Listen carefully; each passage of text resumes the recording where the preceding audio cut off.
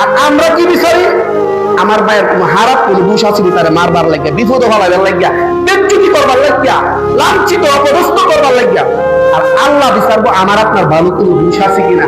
ও আমার হাবলি পাড়ার যুবক ভাইয়েরা, ও আমার হাবলি পাড়ার বুড়া বাবারা, আপনাদেরকে পিঠে মাথায় হাত রাখে বলতেছি, আপনাদের সন্তান ছোট ভাই হিসাবে আপনাকে হ্যাঁ আমি অনুরোধ করে বলতেছি, আসো ভাই, আসো একটু সময় দেই, প্যান্ডেলের মধ্যে আয়া বসি। হতে পারে এই বসার দ্বারা আল্লাহ আমার আপনার জীবনের গুনাহ মাফ করবে। ভাই, আল্লাহ মানুষের দিলটাকে তখন ঘুরাইয়া দিয়ে বলা যায় না, বলা যায় না। কত চোর, কত ডাকাত, কত বদমাশ একটা ভালো কথা শুনে আসে আল্লাহর ওলি হয়ে গেছে। ঠিক না ঠিক? অল্প কথায় যে হেদায়েত চলে আসছে। ও ভাই, যেই যেখানে তাকি হতে পারে আল্লাহর কাছে এই মালিক আজকে কবুলিও তো হতে পারে।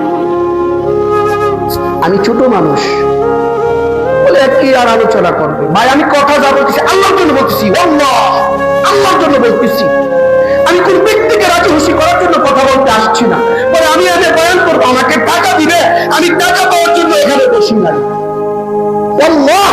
আল্লাহর কসম, আমি একমাত্র যা কিছু বলতেছি আমার মালিককে রাজি খুশি করার জন্য বলতেছি। হতে পারে আমি ছোট্ট মানুষের কথাও আজকে এমন লোক হেদায়েত হতে পারে, এই হেদায়েত আমার আপনার জীবনকে পরিবর্তন করে দিতে পারে। ঠিক না ঠিক? বাবারা ভাই,